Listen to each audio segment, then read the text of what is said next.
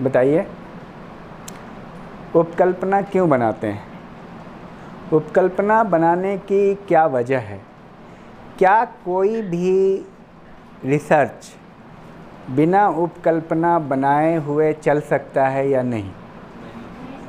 और नहीं चल सकता है तो उसके क्या कारण हैं? देखिए, कोई भी रिसर्च शुरू करने के लिए एक तो ये कि उस पर ज्ञान होना ज़रूरी है। जिस विषय को या जिस समस्या को आप लेते हैं, उस समस्या से संबंधित आपका कोई ना कोई विचार जो होता है, जिसको आप उपकल्पना कहते हैं, वो उस समय एक थ्योरी के रूप में काम करता है। क्या करता है? एक सिद्धांत के रूप में काम करता है।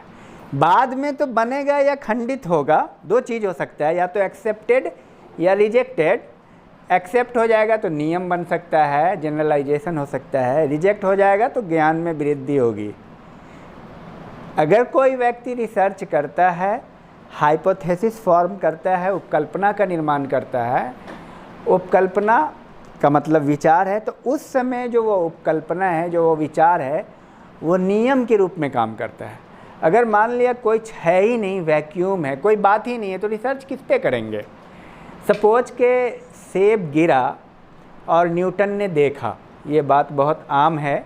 अगर सेब गिरा, न्यूटन ने देखा, तो न्यूटन के दिमाग में कुछ विचार चला, तो विचार तो किसी वस्तु पे चलेगा ना, और उस विचार में न्यूटन ने कुछ रखा होगा, दिमाग में कुछ सोचा होगा कि सेब आखिर क्यों गिरा। उसके उत्तर में न्यूटन का अपना एक विचार आया होगा कि सेब इस कारण से गिरा।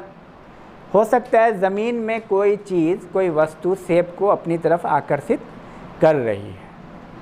ठीक है, अब ये विचार उस समय न्यूटन के लिए नियम बन गया, उस वक्त के लिए। अब वो विचार अगर साबित हो जाता है तो न्यूटन का नियम बन जाता है, और साबित नहीं होता तो खंडित हो जाता है। तो बिना विचार के, यानी बिना हाइपोथेसिस के, बिना उपकल्पना के निर्माण के सिद्धांत का निर्माण नहीं हो सकता है। बिना उपकल्पना के निर्माण के रिसर्च नहीं हो सकता है। उपकल्पना का निर्माण ज़रूरी है, क्योंकि वो आधार भी बनता है, साथ साथ में दिशा देता है। कैसे देता है, इसको समझने के लिए एक उदाहरण से आप समझिए कि आप अगर घर से निकलते हैं ये सोच करके कि हमें कॉलेज जाना है, या दुकान पे जाना है, या कहीं जाना है, अगर आप विचार रखते हैं कि हमको वहाँ जाना है, तो आपको जब घर से निकलेंगे तो आपका एक लक्ष्य होगा और दिशा होगा, और उस दिशा की तरफ आप चलेंगे। लेकिन आप सीधे घर से निकल गए कि कहीं भी जाना है, तो आप कहीं नहीं जा पाएंगे, कि कहीं करके कोई जगह नहीं होती। ठीक है, आप हमेशा कंफ्यूज रहेंगे।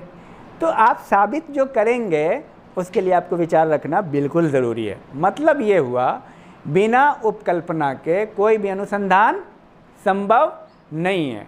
तो उपकल्पना का निर्माण आवश्यक है अनुसंधान के लिए। यही उपकल्पना उस वक्त के लिए आपके लिए एक नियम के रूप में काम करता है। अगर ये साबित हो जाता है तो आपकी बात सही है, सत्य है, वेरीफाइड है। लेकिन ये गलत साबित होता है तो आपका एक ज्ञान बढ़ता है कि भाई, हमारी जो ये बात थी कि बेरोजगारी भारत में शिक्षा के स्तर में कमी की वजह से हो रहा है, और आप इसको साबित करने जा रहे हैं और ये बात गलत हो जाती है, तो आपको एक ज्ञान तो मिला कि ये चीज़ नहीं है। ठीक है ना? और बताइए।